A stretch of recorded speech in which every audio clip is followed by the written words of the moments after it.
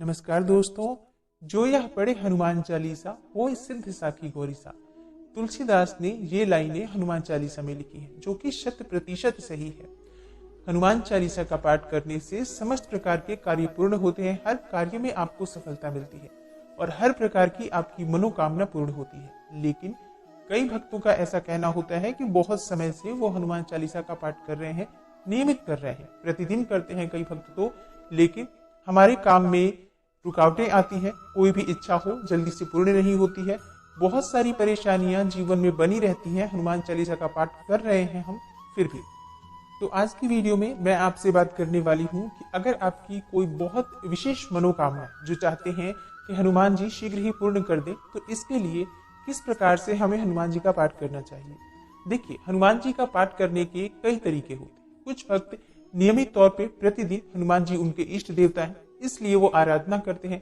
प्रतिदिन हनुमान जी की पूजा आराधना करते हैं, उनके मंत्र का जप करते हैं, चालीसा का पाठ करते हैं, जिससे कि हनुमान जी की कृपा उनके ऊपर बनी रहे। निष्काम भाव से वो हनुमान जी की पूजा करते हैं।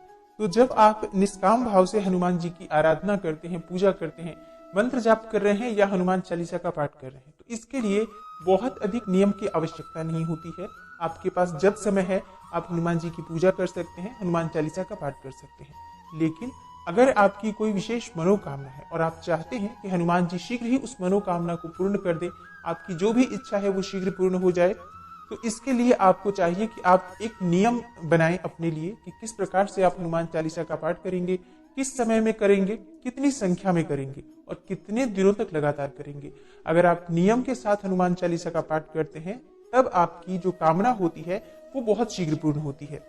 तो आज की वीडियो में मैं आपसे बात करने वाली हूँ कि अगर आपकी कोई विशेष मनोकामना है तो मात्र 11 दिन हनुमान चालीसा का पाठ आप किस प्रकार से करें, जिससे कि आपके मन की चाहे जो भी कामना हो वो पूर्ण हो जाए। और ये उपाय आप किसी भी कामना को पूर्ण करने के लिए कर सकते हैं। जैसे कि आपके नौकरी में समस्याएं आ रही हैं, नौकरी पाना चाहते हैं, या अपना घर चाहते हैं, कर्ज से मुक्ति चाहते हो, या परीक्षा में सफलता चाहते हैं, या फिर जीवन में बहुत अधिक परेशानियां हैं, बहुत अधिक संकट है, संकटों से मुक्ति चाहते हैं, परेशानियों से मुक्ति चाहते हैं, संतान की कामना है या धन की कामना है, या फिर आपके रिलेशनशिप में बहुत अधिक प्रॉब्लम्स आ रही हैं, जैसे कि पति पत्नी के रिश्ते मधुर नहीं हो, या मनचाहा जीवन साथी चाहते हैं, विवाह में बहुत अधिक विलंब हो रहा है, मांगलिक दोष के कारण आप परेशान हैं, मन में हमेशा नकारात्मक विचार आते हैं, नकारात्मक ऊर्जा से मुक्ति चाहते हैं। समस्त प्रकार की परेशानियों से मुक्ति पाने के लिए, समस्त प्रकार की मनोकामनाओं को पूर्ण करने के लिए आप इस उपाय को कर सकते हैं। आपकी कोई भी समस्या हो, इस उपाय को करेंगे निश्चित ही आपको लाभ होगा। तो मन की समस्त कामनाओं को पूर्ण करने के लिए हनुमान चालीसा का पाठ किस प्रकार से करना है, किन नियमों का पालन करना है, किन बातों का ध्यान हमें अवश्य रखना है, किस समय ये पूजा करनी चाहिए, ये समस्त जानकारी आज आपको इस वीडियो में मिलने वाली है। तो सबसे पहले जान लेते हैं कि हनुमान चालीसा का पाठ अगर आप करना चाहते हैं तो आपको किन बातों का ध्यान रखना चाहिए। तो सबसे पहला नियम जो इस उपाय का है, एक ही समय पर आपको हनुमान चालीसा का पाठ करना है, इसलिए समय निश्चित कर लीजिए। आप चाहे तो सुबह भी कर सकते हैं, चाहे तो शाम के समय कर सकते हैं।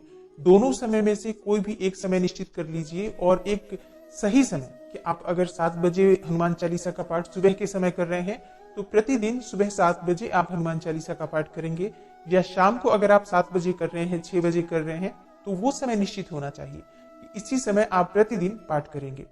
तो समय आपका एक ही होना चाहिए। आप जो भी समय आपके अनुकूल हो निश्चित कर लीजिए कि आज से आप इस समय पाठ करेंगे।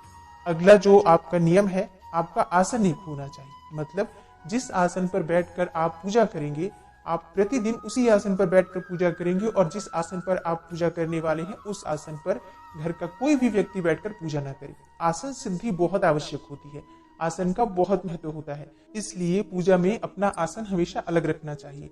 इसके बाद एक ही स्थान पर बैठकर आपको पाठ करना है। जिस स्थान पर आप पहले दिन पाठ करेंगे उसी स्थान पर आपको प्रतिदिन पाठ बैठकर करना है, और स्नान के बाद ही हमें हनुमान चालीसा का पाठ करना चाहिए। अगला जो नियम है, लाल रंग के वस्त्र धारण करके अगर आप पूजा करते हैं तो हनुमान जी बहुत शीघ्र प्रसन्न होते हैं। तो कोशिश करें कि हनुमान जी की जब आप पूजा कर रहे हो तो लाल रंग के वस्त्र धारण करें। लाल रंग के वस्त्र ना हो तो ऐसे में आप हल्के रंग के वस्त्र धारण कर सकते हैं, लेकिन काले या नीले रंग का प्रयोग ना करें। और इन 11 दिनों में आप मांस मदिरा का सेवन नहीं करेंगे, लहसुन प्याज का सेवन नहीं करेंगे। हनुमान जी ब्रह्मचारी हैं, तो हनुमान जी की पूजा करते समय भक्तों को ब्रह्मचर्य का पूर्ण रूप से पालन करना चाहिए।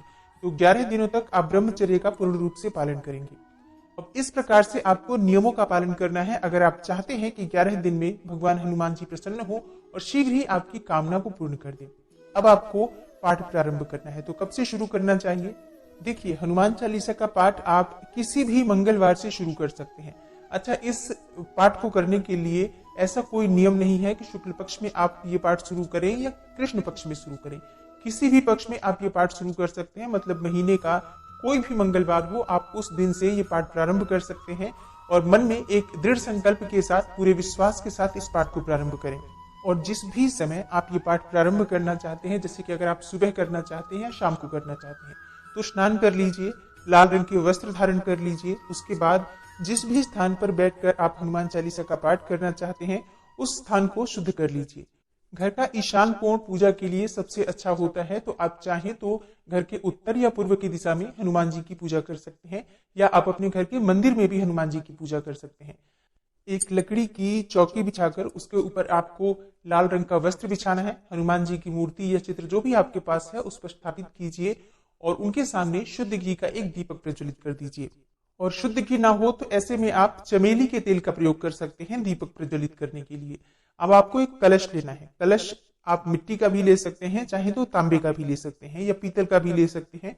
हनुमान जी के चित्र के पास ही आपको कलश की भी स्थापना करनी है, तो कलश के नीचे एक स्वास्तिक बनाकर उस कलश में आप जल भरकर स्थापित कर दीजिए। गंगा जल हो तो आप गंगा जल भी डाल सकते हैं। इस कलश में आपको एक सिक्का डालना है, कोई भी सिक्का आप डाल सकते हैं, 1 रुपया, 5 रुपए, 10 रुपए का जो भी सिक्का आपके पास उपलब्ध हो आप उस कलश में डालें। 2 लौंग डालें। कलश के ऊपर पान का पत्ता या पंचपल्लव जो भी आपके पास उपलब्ध हो उसे रखकर उसके ऊपर एक नारियल रख दीजिए। नारियल पर कलावा जरूर लपेटें और स्वास्तिक बना दीजिए रोली से। इसके बाद हनुमान जी के सामने बैठकर अपने दाहिने हाथ में जल और पुष्प लेकर हनुमान जी के सामने संकल्प लीजिए कि आप 11 दिन तक लगातार हनुमान चालीसा का पाठ करेंगे। किस कामना से करना चाहते हैं वो भी हनुमान जी के सामने कहिए। आपका पाठ निर्विघ्न पूर्ण हो, इसके लिए हनुमान जी से प्रार्थना कीजिए। आपकी जो भी मनोकामना हो हनुमान जी की कृपा से वो शीघ्र ही पूर्ण हो, इसके लिए प्रार्थना कीजिए। आपके इस पाठ में जाने अनजाने कोई भी भूल चूक हो जाए, इसके लिए क्षमा प्रार्थना कर लीजिए। और अब आप पाठ प्रारंभ कीजिए। तो प्रतिदिन 11 पाठ आपको करना है, मतलब हर रोज आप 11 पाठ करेंगे और 11 दिन तक ये पाठ आपको करना है। हर रोज जब आप पाठ करने बैठेंगे तो अपने सामने एक गिलास में भरकर पानी रखेंगे। हनुमान जी को भोग अर्पित करेंगे। भोग आप किसी भी चीज का अर्पित कर सकते हैं, चाहे तो गुड़ का भोग लगा सकते हैं या किसी फल का भोग लगा सकते हैं, मतलब जो भी सामग्री आपके पास उपलब्ध है यथासंभव हनुमान जी को भोग लगाइए। लाल पुष्प हनुमान जी को बहुत प्रिय है, प्रतिदिन हनुमान जी को लाल पुष्प अवश्य अर्पित कीजिए। इस प्रकार से प्रतिदिन हनुमान जी की आपको पूजा करनी है। जो हमने कलश स्थापना की है वो कलश हम 11 दिन तक रखेंगे, उसे बिल्कुल भी हिलाना नहीं है, बिल्कुल उसे स्पर्श नहीं करना है। दीपक आप प्रतिदिन पूजा के समय जलाएंगे। इतने समय अवश्य दीपक जलता रहे जितने समय तक आप पूजन कर रहे हैं, मतलब पूजन के समय दीपक प्रज्वलित रहना चाहिए, इस बात का आपको ध्यान रखना है। और 11वें दिन जिस समय आपने पूजा प्रारंभ की थी उसी समय आपकी पूजा समाप्त भी होगी। तो जब आपकी पूजा पूर्ण हो जाए, 11 पाठ आप उस दिन कर ले, उसके बाद जो भी आपने पूजा की है, जो भी आपने पाठ किया है, हनुमान जी के चरणों में उन्हें समर्पित करें। हनुमान जी से प्रार्थना करें कि जो भी जाने अनजाने आपकी पूजा में, पाठ में कोई भी प्रकार की भूल चूक हुई हो उसे क्षमा करें। और इसके बाद हनुमान जी से अपनी जो मनोकामना है उसे पूर्ण करने के लिए प्रार्थना करें। और 11वें दिन हमें कलश वहां से हटाना है। तो सबसे पहले कलश पर से नारियल हटाएंगे आप। नारियल आप विसर्जित कर देंगे, कहीं भी जल प्रवाह कर दीजिए वो नारियल, या फिर ऐसी व्यवस्था ना हो तो पास में कोई मंदिर हो तो वहां ले जाकर आप रख सकते हैं वो नारियल। स्वयं इसको तोड़ना नहीं है, ना ही इसको घर में खाने के लिए प्रयोग करना है, इस बात का ध्यान रखें। और कलश में जो आपने जल रखा है, इस जल को आप एक किसी भी साफ पात्र में भरकर रख दीजिए। आपकी पूजा, आपके मंत्रों के द्वारा ये जल अभिमंत्रित हो चुका है, तो इस जल का प्रयोग आप बहुत अच्छे ढंग से कर सकते हैं। जैसे कि आप अपने घर के हर कोने में इस जल से छिड़काव कीजिए, इससे घर की नकारात्मक ऊर्जा दूर होगी। आप अपने परिवार के सभी सदस्यों को थोड़ा थोड़ा इस जल में से पीने के लिए भी दीजिए, स्वयं भी ग्रहण कीजिए। थोड़ा सा जल अगर आप किसी पात्र में भरकर रख देते हैं, जब भी आप किसी जरूरी काम से जा रहे हैं तो आप इस जल में से थोड़ा सा पीकर जाते हैं, तो वो कार्य आपका निर्विघ्न पूरा होता है। जल में से सिक्का और लौंग निकालकर आप अपने पर्स में रख सकते हैं, अपने धन रखने के स्थान पर रख सकते हैं। आप अगर व्यापार करते हैं, चाहते हैं कि व्यापार में वृद्धि हो, तो आप इसे अपने धन रखने के स्थान पर यानी किसी गल्ले में भी रख सकते हैं। किसी भी कागज में या कपड़े में बांधकर भी आप रख सकते हैं, जैसे लाल कपड़े में बांधकर, और आप अपने धन रखने के स्थान पर रखते हैं तो आपका धन बढ़ता है, धन में वृद्धि होती है।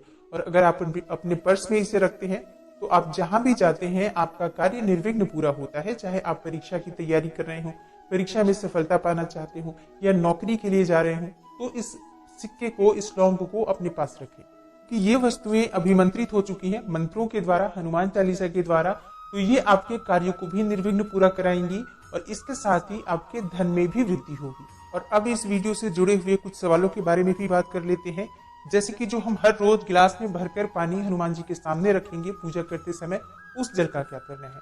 उस जल को आप जब पूजा करके उठेंगे वहां से, पूजा जब आपकी पूर्ण हो जाएगी, तो उस जल भरे हुए गिलास को आप स्वयं ही पी लेंगे। इससे आपके मन में, आपके जीवन में सकारात्मक ऊर्जा की वृद्धि होती है। और जो आप भोग लगाएंगे हनुमान जी को, ये आप अपने परिवारजनों को भी दे सकते हैं, स्वयं भी थोड़ा सा अवश्य इसमें से ग्रहण करें। यह हनुमान जी का प्रसाद है तो सबको बांटकर ही खाना चाहिए। और अब आपका सबसे जरूरी प्रश्न, क्या महिलाएं इस उपाय को कर सकती हैं? जी हाँ, बिल्कुल कर सकते हैं। बस शुद्धता का ध्यान रखना चाहिए। पीरियड्स के समय में आपको ये उपाय नहीं करना है। तो आप 11 दिन ही हमें ये उपाय करना है, तो 11 दिन शुद्ध अवस्था के आप देख लीजिए और उसी समय में आप ये उपाय करें, जिससे कि ये जो 11 दिन का उपाय है आपका बिना किसी बाधा के पूर्ण हो जाए। दोस्तों, इस प्रकार से अगर आप हनुमान चालीसा का पाठ करते हैं तो 11 दिन के अंदर ही आपको परिणाम मिलने प्रारंभ हो जाते हैं। और अगर कुछ समय लगता है तो भी आपको धैर्य बनाकर रखना है।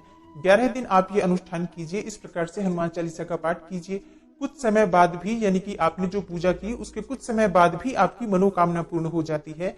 हम कई बार, जैसे कि बहुत सारी चीजें 11 दिन के अंदर नहीं हो सकती हैं, जैसे कि आपको संतान चाहिए तो 11 दिन के अंदर संतान नहीं हो सकती है, 11 दिन के अंदर आपका घर नहीं हो सकता है। लेकिन अगर आपकी नौकरी की समस्या है या धनागमन में दिक्कतें आ रही हैं, तो ये जो परेशानियां हैं, इसमें आपको परिवर्तन इन 11 दिनों में ही दिखाई देने लग जाएगा और बहुत शीघ्र आपकी मनोकामना पूर्ण होगी। और जो बड़ी समस्याएं हैं, जैसे कि संतान प्राप्ति, अपना घर, इनके होने में समय लगेगा, तो आप पूरे श्रद्धा से इस उपाय को कीजिए। कुछ समय के पश्चात आपकी कामना पूर्ण हो जाएगी। मन में विश्वास अवश्य रखिए। आप चाहें तो थोड़े समय के बाद फिर से इसी प्रकार से इस उपाय को कर सकती हैं या कर सकते हैं, जिससे कि बड़ी से बड़ी मनोकामना आपकी पूर्ण हो सकती है। तो आशा करती हूँ आज की वीडियो से आपको लाभ अवश्य होगा। और अगर आपको आज की वीडियो अच्छी लगी हो तो लाइक जरूर कीजिए, शेयर भी जरूर कीजिए फैमिली फ्रेंड्स के साथ, और एक बार इस उपाय को करके जरूर देखिए। अगर आपके कार्य नहीं बन रहे हैं तो इस उपाय को करने से अवश्य ही वो बनेंगे।